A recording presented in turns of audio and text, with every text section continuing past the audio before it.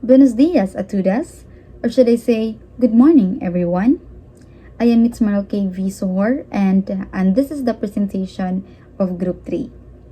For this topic, it's all about volunteerism. For me, volunteerism is a noble act of offering one's time and skills for the benefit of others without expecting monetary compensation.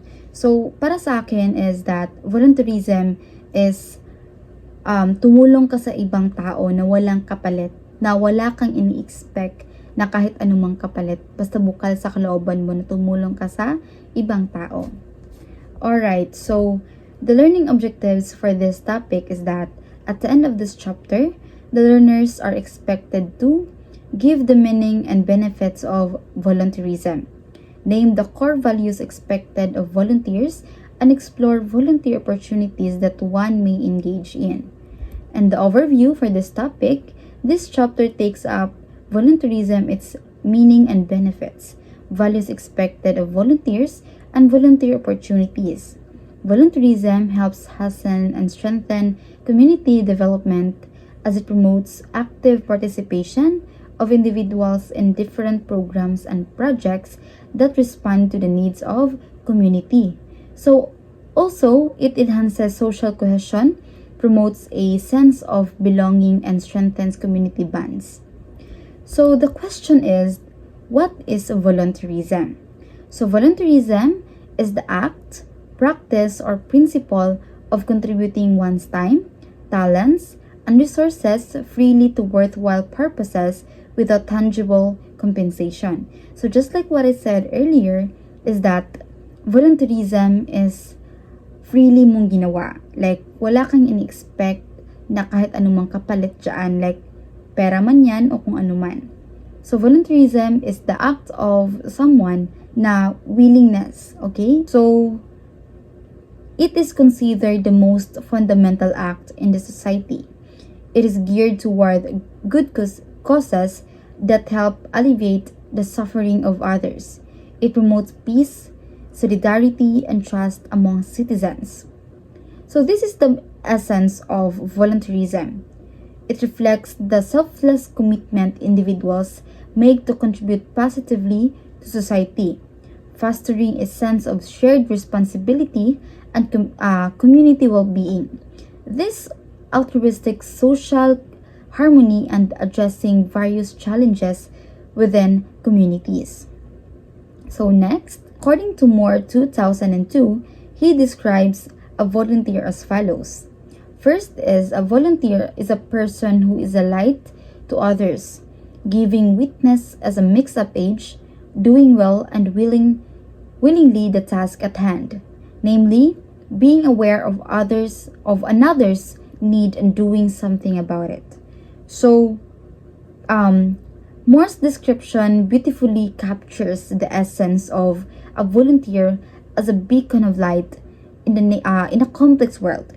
It emphasizes the proactive and compassionate nature of volunteering. So second, a volunteer is a person who strives to make other people happy, who takes the loneliness out of the alone by talking to them, who is concerned with others are unconcerned, who has the courage to be a blessing to say the things that have to be said for the good of all. It portrays a volunteer as someone dedicated to bringing joy to others, alleviating loneliness through meaningful connections, and demonstrating courage by addressing important matters for the collective good. Alright?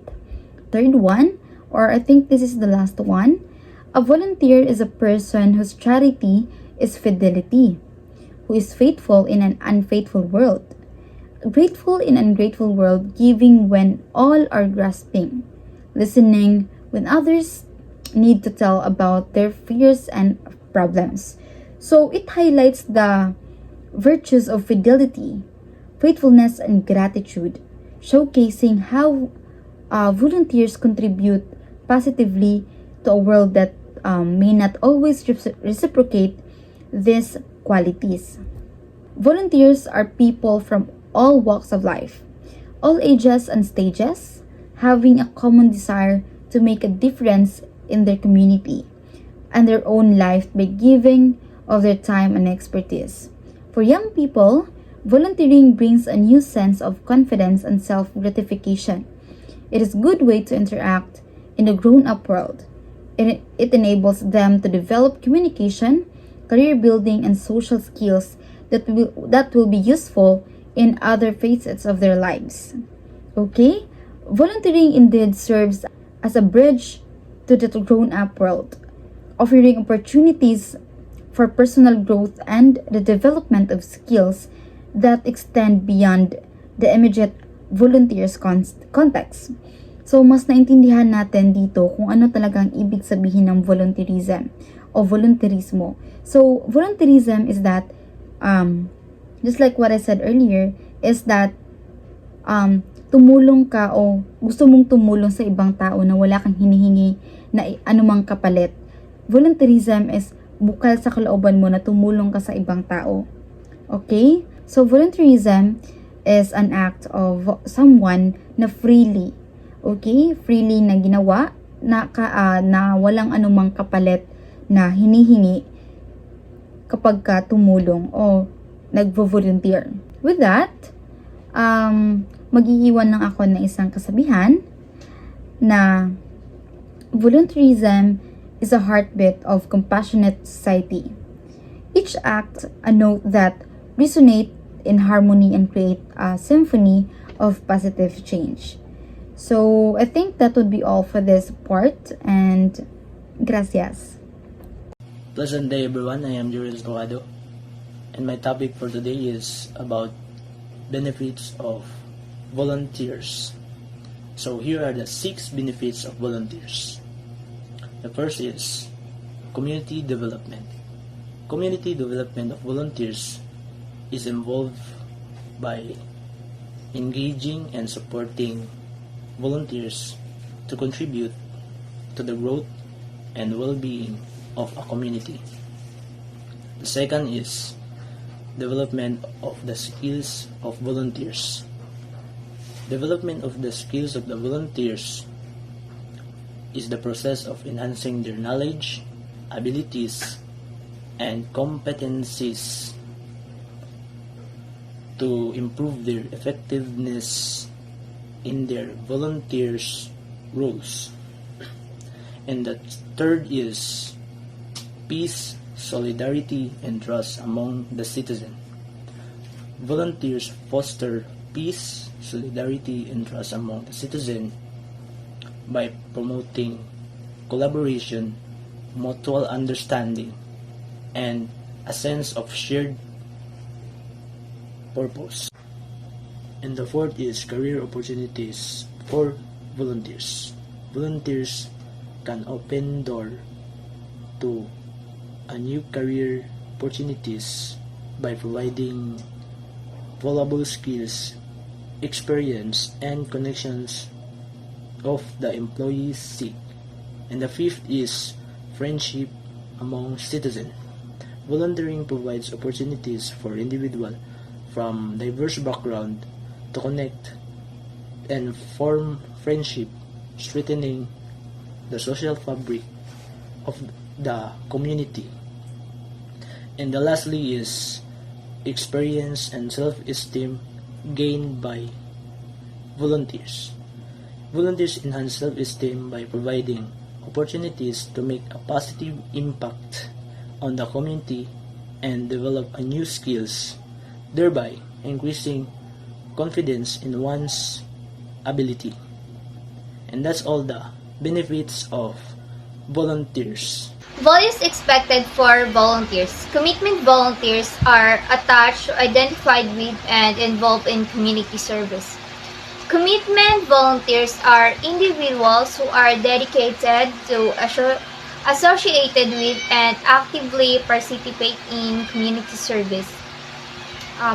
They willingly to devote their time, effort, and skills to contribute to the well-being of their community. As an example of this, it could be Someone regularly volunteering at a local soup kitchen, demonstrating a steadfast commitment to addressing hunger issues in the community by actively participating in serving meals to those in need. Professionalism volunteers observe work ethics in performing their responsibilities with social and morally accepted behavior. So, professionalism in volunteering initials, adhering to work ethics while fulfilling responsibilities with social and morally accepted behavior. For instance, a volunteer involved in a monitoring program maintains professionalism by respecting confidentially, being punctual, and offering constructive guidance to mentees, thereby upholding ethical standards and contributing positively to the community. Number 3, creativity. Volunteers search constantly for new strategies and methods of doing a task for improved results. So, creativity volunteers are always seeking innovative approaches to tasks, aiming to enhance outcomes through fresh perspective. For instance, in projects management, a creativity volunteer might introduce brainstorming sessions to generate diverse ideas, fostering a more dynamic and effective problem-solving environment. Unity. A volunteering supports teamwork to achieve the common goal. Unity in volunteering involves actively promoting collaboration and teamwork to attain shared objectives. As an example of this, it could be a volunteer organizing team building activities for a community cleanup project, fostering a sense of cohesion among volunteers and enhancing their collective efforts towards the common goal of improving the local environment.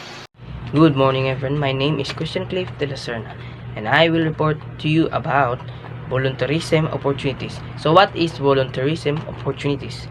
In the 2001 National Survey of Giving, Volunteering, and Participating shares the following questionnaire, the answer to which help determine what kind of volunteer opportunities will be suited in the individual volunteer. So here are number 1.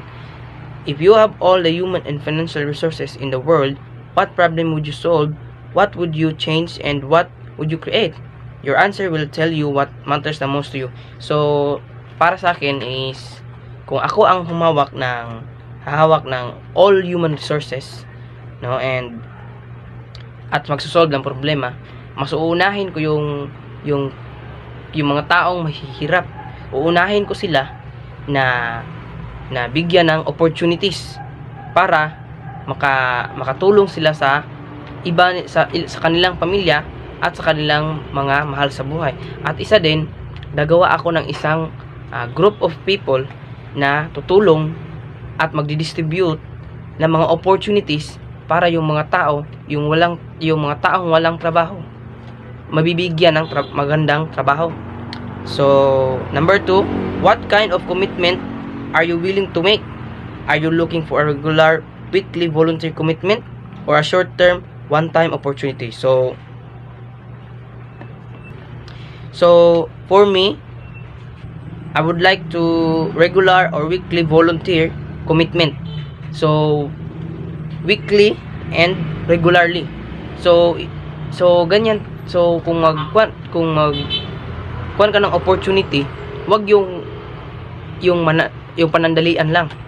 So dapat yung pangmatagalan opportunity, yung maglilingkod ka sa kanila dahil alam mo kahit wala kang matutulog, kahit wala kang makukuha, no, willing ka na matutulong sa kanila kasi alam mo naman yung iba kasi yung galing ka sa hirap tapos bigla kang aasenso sa buhay, malalaman mo yung damdamin ng hirap. So in number 3, Would you like to volunteer with other people or by yourself? So, I would like to volunteer with other people. Why? Because sa ibang term pa, mas tatatag yung mga tao kapag madami kayo. So kung ikaw lang isa, tapos maraming tao ang gusto mong tulungan, hindi mo magagawa yun ng agad-agad. So kailangan meron kang mga assign na mga tao para matulungan kanila, or mga second man mo or yung mga right hand mo para matulungan mo sila. Like for example, I am a volunteer of Love Philippines movement. So every workplace or every barangay, nagdi-distribute kami ng food packs. Hindi lang food packs ang mabibigay sa kanila, kundi opportunity. So hindi lang kami nagbibigay ng food packs, kundi nagbabahagi rin kami ng salita ng Diyos. Bakit? Kasi mayroong kasabihan, kapag ang tao binigyan mo lang ng opportunity, o di ba pera para sa kanilang buhay, so yung pera gagamitin lang nila para masustensyahan yung kahirapan nila. So dapat ang ituro mo sa kanila is hindi lang yung bibigyan mo sila ng pera tapos wala na. So dapat bigyan mo sila ng opportunity. So turuan mo sila kung paano sila maging successful sa buhay. At hindi lang yan ang tinuturo namin, at nagtuturo din kami ng salita ng Diyos sa kanila, para hindi man lang para yung mga taong naligaw ng landas or na gusto ng magbagong buhay, matutulungan namin sa pag-share ng Word of God. So ayun, number 4, would you like to volunteer from your own home, or would you prefer to volunteer in an organization? So for me, I would like to volunteer in an organization. Just like I said, I am a volunteer on the Love Philippines movement. So in every barangay, nagbibigay kami ng bigas, ng mga food packs para sila matulungan sa kanilang ginagawa sa buhay, or mabigyan sila ng pagkain sa kanilang pang-araw-araw. At hindi lang kami nagbibigay noon, at tinuturuan namin sila kung paano gumawa ng business, o hindi, kaya tuturuan namin sila lahat ng strategy sa buhay. Yan, tinuturo namin yan. Number 1 dyan is ang Word of God. Dahil lahat ng bagay na binibigay namin sa kanila, panandalian lang. Kung bibigyan namin sila at they give them joy, mabibigyan namin sila ng kaligayahan, pero kapag mamatay sila, wala na. So ang binibigay namin is hindi lang about food packs, kung hindi about na rin sa nagbibigay din kami ng Word of God para makilala nila ng mabuti, at mas makilala pa nila ang Diyos ng malalim. So number 5, if you would like volunteer away from home, where is the best location for your near home, your work, your child's care center? For me, kung magvo-volunteer ako, gusto ko sa kahit saan. Bakit? Hindi mo alam kasi na maraming tao na sa labas ang naghihintay sa iyo, di ba? Kung gusto mo lang sa bahay ka, okay lang din. Kung gusto mong sa trabaho, okay lang. Kung gusto mong sa child care center, okay lang. Pero mas maganda kung sa lahat. Dahil hindi mo alam, merong mga taong nangangailangan ng tulong mo. Diba? Kahit hindi ka naman masyadong maraming pera, o hindi ka naman masyadong maraming maibigay, o ano bang ibibigay mo. Kung normal ka lang, kung ikaw ay isang simpleng tao lang, no? Pwede ka mag-volunteer kahit saan. Kasi yan ang ginagawa ko. Hindi lang kami nagbibigay ng bigas, kundi nag-clean up drive din kami. Nililinis namin yung lugar nila. Like ng kanilang kanal, yung mga basura nila, nililigpit namin. So yan ang ginagawa namin para makita ng ibang tao na meron palang grupo na ganito. So hindi yan sa pagmamayabang, kung hindi para makita nila na meron pa palang pag-asa ang ating bansa. So, number 6 is, do you have specific skills or talents? What would you like to share with an organization? So, kung meron akong specific skills like guitar, like nag-guitar ako, marunong ako mag-gitara. Marunong din akong kumanta, sumayaw. Marunong din akong mag-basketball. So, yung mga activities na yan, gagamitin natin yan para yung mga taong like lulong sa droga or broken or wala nang pag-asa sa buhay, maisasali natin sila dyan para makita nila kung gaano kaganda ang buhay, na pwede mong gawin ang lahat sa buhay na hindi mo sinisira ang buhay mo at sinisira ang buhay ng ibang tao. So, ginagawa namin yan like nung nakaraan sa lugar, hindi ko nasasabihin kung saan yun. Doon kami na lugar, maraming mga tao at maraming bata ang nakikita ko na grabe yung kanilang pamumuhay. Pwede lang silang magnakaw, pwede lang silang kahit saan tumira. Yung ibang walang mga bahay, yung iba doon lang sa may dagat tumitira dahil sa kahirapan. So, para sa akin, gusto ko silang matulungan. Hindi lang dahil bibigyan ko sila ng food packs, but kailangan din nilang makarinig ng salita ng Diyos. At ma-adapt nila kung ano yung pamumuhay na ginagawa namin. Kasi ako noon, galing rin ako sa buhay na parang pariwala. Parang walang-wala ng pag-asa. So dahil merong nagbahagi sa akin ng salita ng Diyos, dahan-dahan na bago yung buhay ko. Hindi lang buhay in spiritual, in physical and mental and emotional. Lahat ng buhay ko, all the works of my life nagbago nang nakilala akong Panginoon. Kasi kaya effective kung ikaw magse-serve sa Panginoon at the way na tutulungan mo ang ibang tao. Dahil sabi ng Panginoon, love your neighbor as you love yourself. Di ba? So number 7, would you like to develop special skills? So kung meron mga special skills na i-develop ko pa, para sa akin is yung mas maganda yung paano mo ma-convince yung ibang tao para sila magtiwala sa iyo.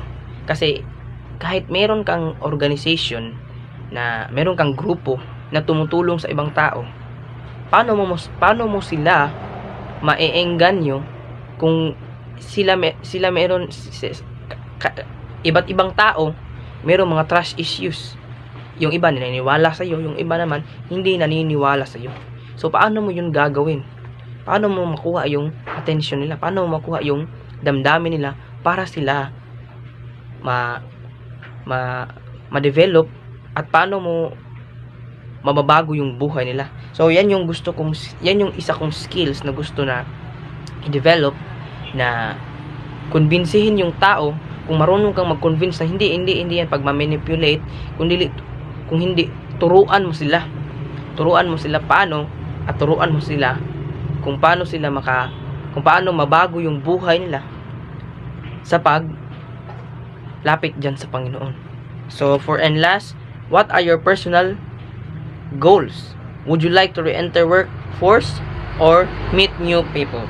So my personal goals talaga is to share the word of God, is to share the good news of the kingdom to the other people. So would you like to enter workforce or meet new people? I would like to enter workforce and and at the same time meet new people. Dahil kung palagi ka lang nandyan sa comfort zone mo, gusto ko dito kasi dito yung comfort zone ko, alam ko na dito, okay na ako dito. Mas maganda yung doon ka punta ka sa ibang group or any organization na saan ka mag-grow. Hindi kasi pwede na kung gusto mong tumulong, so dapat kailangan mo din mag-grow. Hindi yung dito ka lang kasi dito yung alam mo. So paano mo tutulungan yung ibang tao na nangangailangan ng tulong? So sa akin mas maganda yung magkuhan ka ng enter workforce or mag-meet kanyang new people para rin malaman mo kung ano yung ma-discover mo pa yung iba't ibang skills mo. Baka mayroon ka pang tinatagong skills. So yun lang lahat, no? At yun lang lahat. At yun, ako nga pala ulit si Christian Cliff de la Serna, and ang topic ko is volunteerism opportunities. So yun lang at maraming salamat. Pleasant day for all of us. I am Gia Julia Ananiasa, and I will be discussing the potential volunteering opportunities based on the interests of an individual. Finding volunteering opportunities that align with your personal interests can be a rewarding journey. Volunteering is a selfless act that not only contributes to the betterment of society, but also enriches the individual's life. The key to a fulfilling volunteering experience lies in aligning one's passions and interests with the cause they choose to support. Here are some strategies to find volunteering opportunities that resonate with your personal interests. If you like animals, you can help out in an animal shelter or the nearest zoo. Animal lovers can find great joy in volunteering at animal shelters or veterinary clinics. These roles often involve feeding, grooming, and socializing animals, providing them with much needed care and attention. If you like working with kids, you can get involved with a daycare or preschool center or help younger students with their schoolwork. This can involve assisting teachers, helping with activities, or tutoring students. This can be a rewarding experience as you contribute to a children's learning journey. If you also enjoy playing sports, you can play games with the kids at a nearby sports complex or organize a mini sports fest. Sports enthusiasts can channel their passion by organizing sports activities for children in their community. This not only promotes physical fitness among children, but also teaches them teamwork and discipline. If you like to cook, you can get together with friends and teach moms or housekeepers new recipes, the latest about food preparation, preservation, and entrepreneurship opportunities in cooking. This can help them learn new recipes and cooking techniques and even inspire them to start their own food-related business. If you enjoy arts and crafts, you can teach how to make curtains or bedspreads, embroider pillowcases and towels, and make unique fashion accessories at a women's shelter, nursing home, or orphanage. If you enjoy the outdoors, you can help organize a cleanup drive in your street or park or help a neighbor plant flowers. Alternatively, they can help neighbors with gardening, promoting a greener environment. If you enjoy dancing, singing, and acting, you can participate in your community's cultural show group. This not only allows you to pursue your passion, but also brings entertainment and joy to your community. If your grandparents have passed away or live far away and you do not get to see them as often as you want to, you can make friends with a senior citizen and adopt him or her as your grandma or grandpa. You can spend time with them, listen to their stories, and learn from their wisdom. If you're interested in foreign culture, you can volunteer at a school that accepts foreign students. It can be a great opportunity because you can help these students adjust to their new environment and learn about their culture in the process. Lastly, if you are concerned about people with disabilities, you can volunteer at an agency or institution that care for people with physical or mental disabilities. This can involve assisting with daily tasks, providing a companionship, or helping them learn new skills. Each of these volunteering opportunities allows individuals to contribute to their community while pursuing their interests. The key is to find a cause you are passionate about and see how you can contribute. This way, volunteering becomes an extension of your interests, making it more enjoyable and fulfilling. And that's the end of my discussion. We will now proceed to potential volunteering opportunities based on the future career goals of an individual that will be discussed by the next presenter. Again, I am Gia Julia Ananyasa. Thank you for lending an ear and enjoy the rest of the presentation. Potential volunteer opportunities based on the future career goals of an individual. Number 1. If you like to work on the medical field, you can volunteer at a community health service, government hospital, or clinic. Malaking tulong talaga pag naka-inline yung work mo sa medical field, lalong-lalo na sa panahon natin ngayon kasi maraming tao ang nangangailangan ng tulong, lalong-lalo na sa kanilang kalusugan. And it is a voluntary kasi pinili mo yung field na ito kung saan makakatulong ka sa mga tao sa pangkalusugan nilang concern. Number 2, if you like teaching, you can volunteer at a public school. Bakit nga ba sinasabing voluntary ang pagtuturo sa public school? Kasi, biruin mo maraming nakagraduate ng College of Teacher Education na mas piniling magturo sa private school kesa sa public school.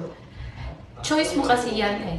Yung magturo sa public school ng libre kahit na sumasahod ka pa as a teacher or guro.